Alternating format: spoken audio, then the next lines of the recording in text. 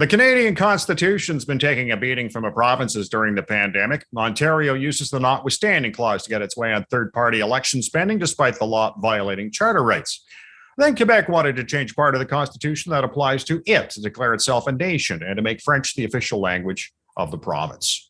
And not to be outdone, Alberta has jumped in with a referendum on whether it can pull out of the federal Equalization Program. Will it work?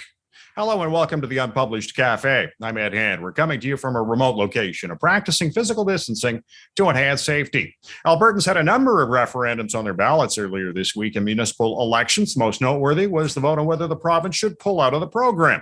The Premier says this isn't about playing politics, it's about fairness. And when you consider BC and Quebec are the biggest recipients of equalization from the federal government, with about $20 billion coming from Alberta, they're also the biggest impediments to Alberta getting its oil to tidewater.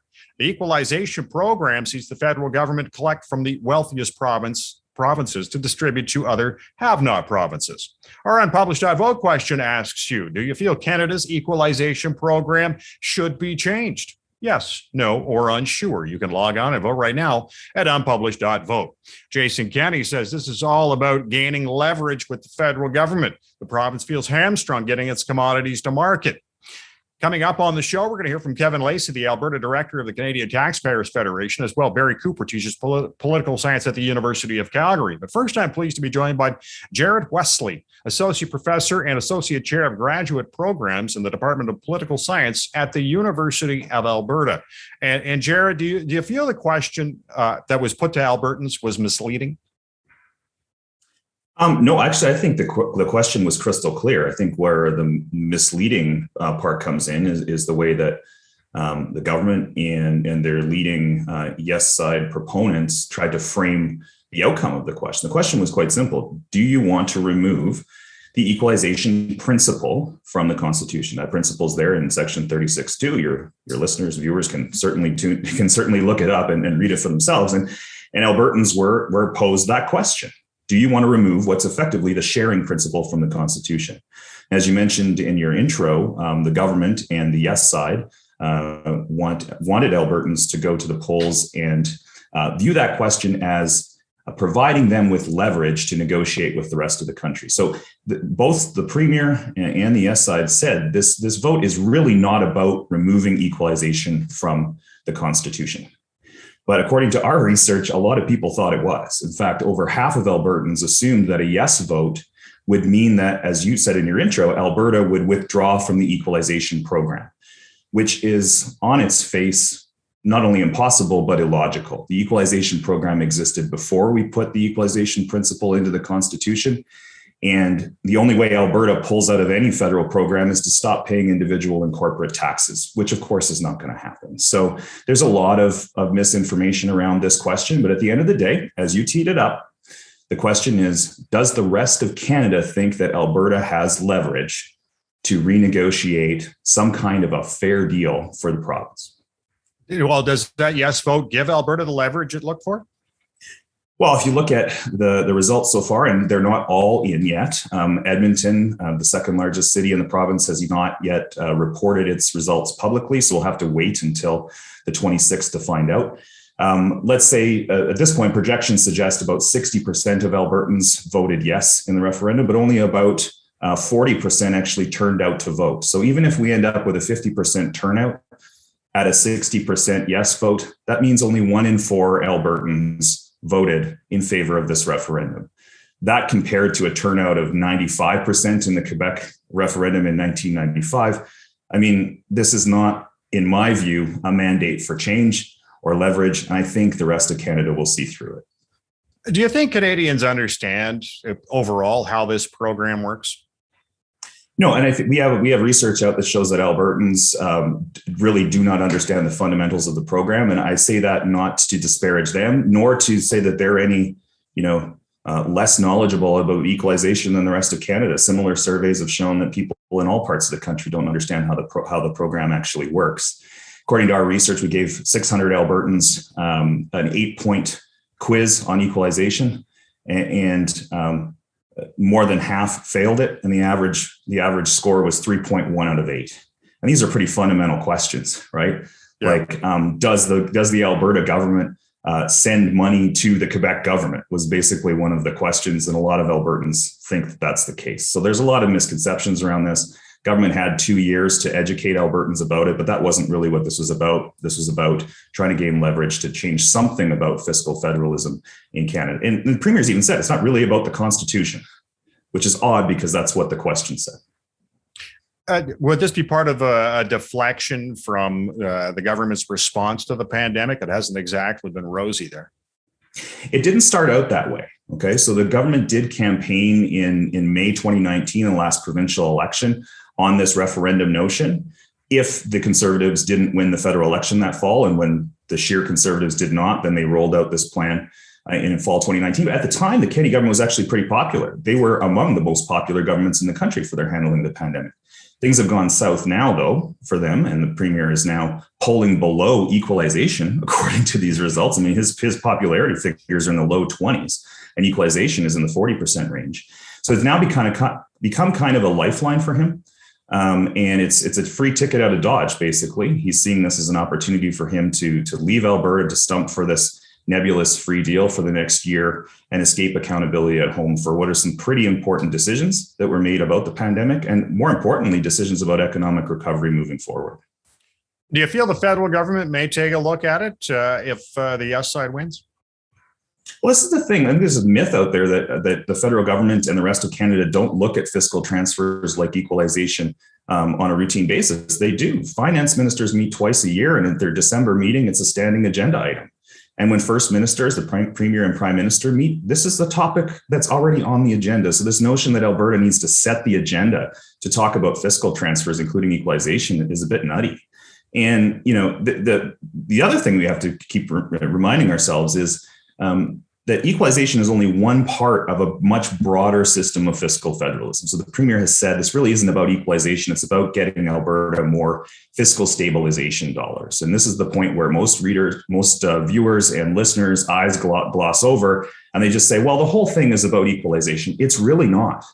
And once you start picking apart one part of this system of fiscal transfers, it requires trade-offs on the part of other governments in other parts of the country. So if Alberta thinks it's going to go to the table and have all of its demands met without conceding on other points, which might actually include conceding some of the $1 billion a year in extra healthcare funding they got when the last time this thing was renegotiated, I think they're being naive. Does the federal government need the province's approval if it decides to bring in changes? No, absolutely not. Equalization is a federal program. The formula is determined by the federal government. And there was a lot of consternation at the Trudeau government in 2015 when it decided not to take the first opportunity to revise the formula. I'd argue that shows just how strong the formula was when the Harper government consulted very broadly across the country in an Alberta-led process in order to change fiscal federalism for the better. So the feds don't have to listen. In fact, they could keep the formula the way it is because it is a fair formula. Albertans, at least what we hear is they feel taken advantage of. Is that realistic when you consider, obviously, if you're contributing that much, you're obviously doing well? Well, that's the thing. Our polling shows quite consistently over the last decade that Albertans, no matter where they live, no matter what their background, where they are in the political spectrum, they feel jilted at the hands of the rest of Canada. They feel misunderstood. They feel like their contributions to Confederation are underappreciated.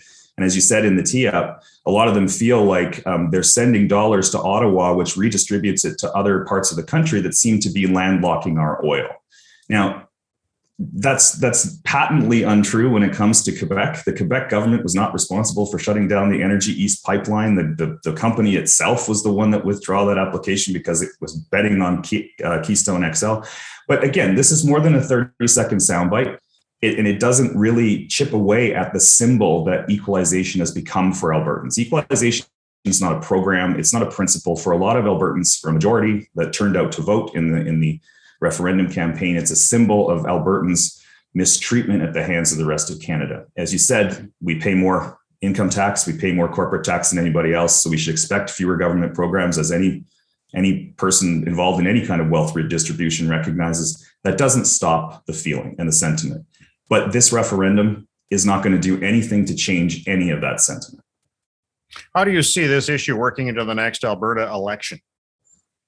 Well, that's the big wild card, is when will the next Alberta election be, right?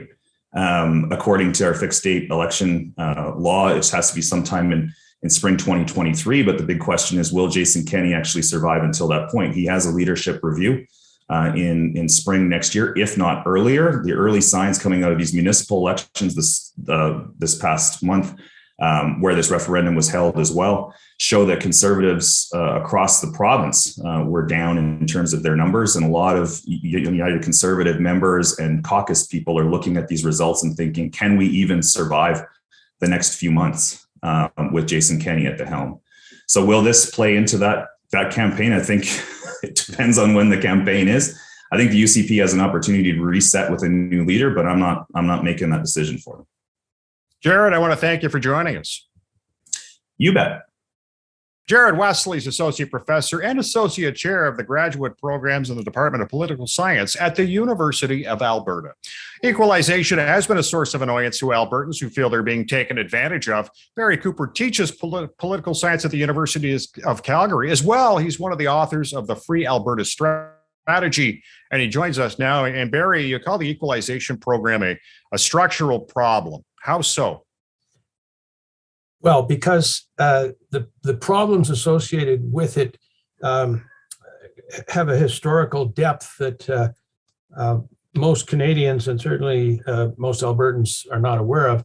It goes right back to the time before what is now Western Canada had anything to do with the colonies in the St. Lawrence Valley. We were ruled from London as subjects of the Imperial Crown by way of the Hudson Bay Company. When the Rupert's Land in the Northwest was transferred to Alberta, to Ottawa, that same structure was maintained from Ottawa, and we were, as Sir John A. said, we were the Crown Colony of Canada. So it's a long problem. We've been treated as a colony from the time before Confederation. We're still treated that way now. And the difference is that more Albertans have started to notice. You're going way, way, way back on that. I haven't heard Alberta being that upset about things going back that far. It's only been about 2014, 2015 they've been complaining. That's the most recent expression of this, I would say, pretty much constant structure of Western Canadian history that really does antedate Canada's interest in what's now Western Canada. You say this, the referendum is the first step for your side, the yes side. What's the next step? The next step is essentially up to Laurentian Canada, Ontario, Quebec, and the government of Canada. My personal expectations is they will do nothing except be more insulting. So then the third step will be for Alberta to have a second referendum on independence.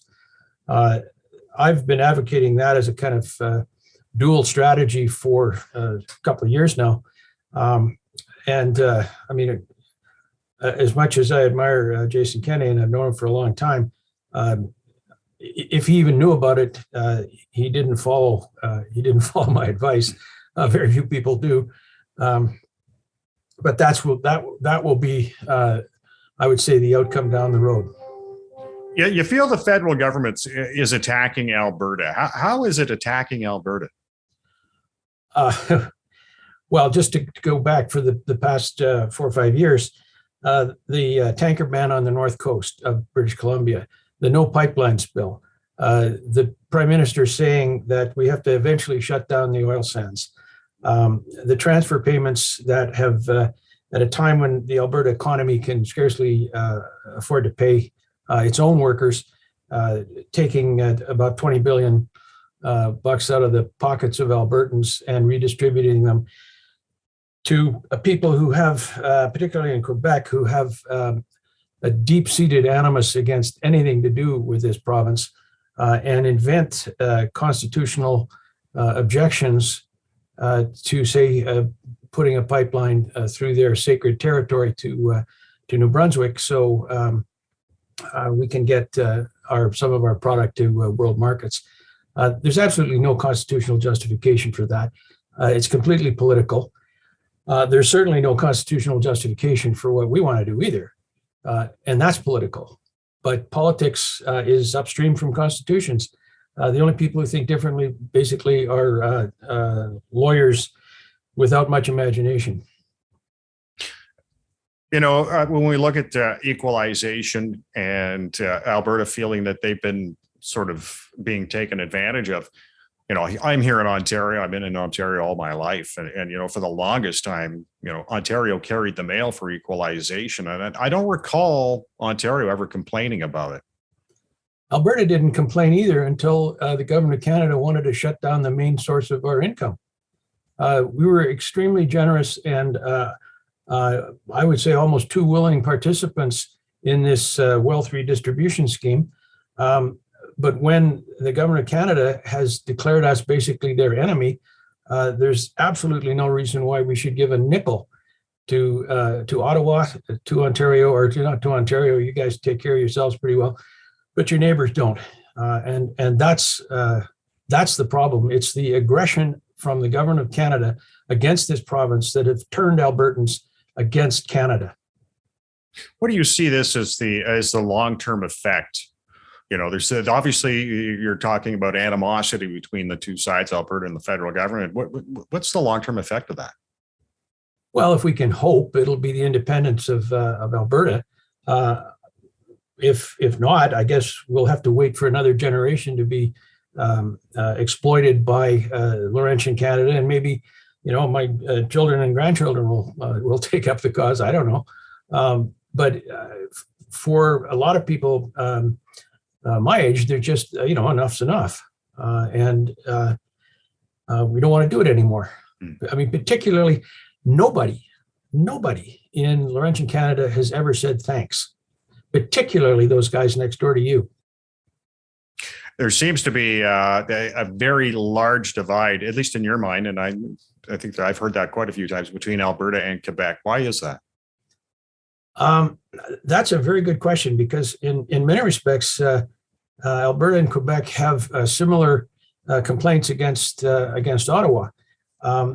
Why that should be, I think you have to go into the political mythology of this province and of Quebec, and there you have a real antithesis. But that gets into a kind of higher interpretation. Quebecers have, from the way we look at it, Quebecers have always resented being basically losers to the Brits initially after the Plains of Abraham, then being outvoted through the period before Confederation. Albertans have been almost the opposite. This has always been, quote, next year country, which is a very optimistic and we can do anything attitude, kind of antithetical to what we see in Quebec. Let's take your comment one step further, where you talk about the referendum on equalization, and if you don't get what you want, then talk about independence. You want to get oil to tidewater. Being an independent country, I don't know where you're going to get it, because you won't get it through BC, you won't get it going east, and you're not going to get it going south. So I'm kind of curious where it's going. It's going through BC. Northern Gateway will be built in a trice, and it will be built when the Trans Mountain Pipeline does not ship any jet fuel to YVR. They will turn on a nickel, maybe a dime, but they will turn right away. The same thing will happen. We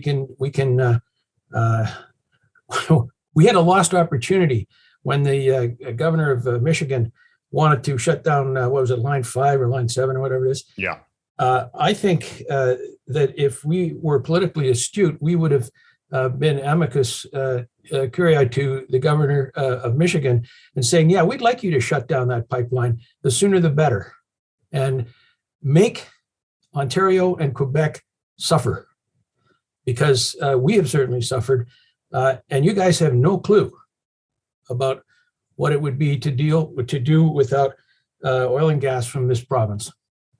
That would be a start. BC, the same thing would happen, just like that. Barry, I want to thank you for joining us. You're quite welcome.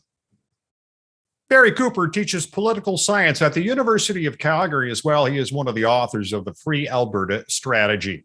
When it comes to the referendum on equalization, the Canadian Taxpayers Federation was supporting the yes side. Kevin Lacey's Alberta director of the Federation, and he joins us now. And Kevin, why do you feel Alberta is being treated unfairly in equalization? Well, if you look at how the formula is calculated, it's rigged against Alberta. So, for example, over the last, since 1957, about $67 billion have been spent from Albertans on equalization. And I think a lot of Albertans, as they were going to vote in this referendum, were asking themselves, what are we getting for that contribution that we're putting into Canada? Alberta's seen punishment through carbon taxes, through pipeline approvals, through oil and gas policy. And I think a lot of people were saying, look, it's now time for us to stand up for ourselves, to make a stand, and to advocate for real change. We've seen before that these types of changes in equalization only happen when the public gets involved. It's not enough to send our politicians to Ottawa and to make the case. We need to get average citizens. And I think that's where the government deserves a lot of credit, is that the equalization referendum brought in hundreds of thousands of Albertans to take a look at this program, to examine it, and then to have their say so that Ottawa will know where we stand with it.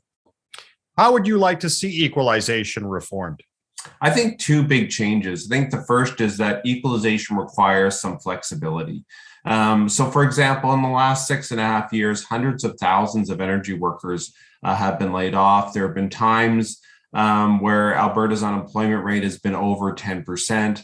And the gap between the haves and the have-nots in Canada, which is a good thing, has begun to narrow. Meanwhile, at the same time, the amount of equalization has gone up. So Canada's actually spent more in equalization, and Alberta, as a net contributor, has contributed more over that period of time than as their economy has decreased. So having that flexibility in the program is a key one. And the second is then dealing with natural resources, is to ensure that provinces both respect Alberta's exploitation of their natural resources, but also move to exploit their own. Namely, in the province of Quebec, that receives over 50% of the total equalization, that you encourage resource development rather than through the current equalization formula, where provinces will receive billions of dollars, whether or not they use the resources that are under their feet.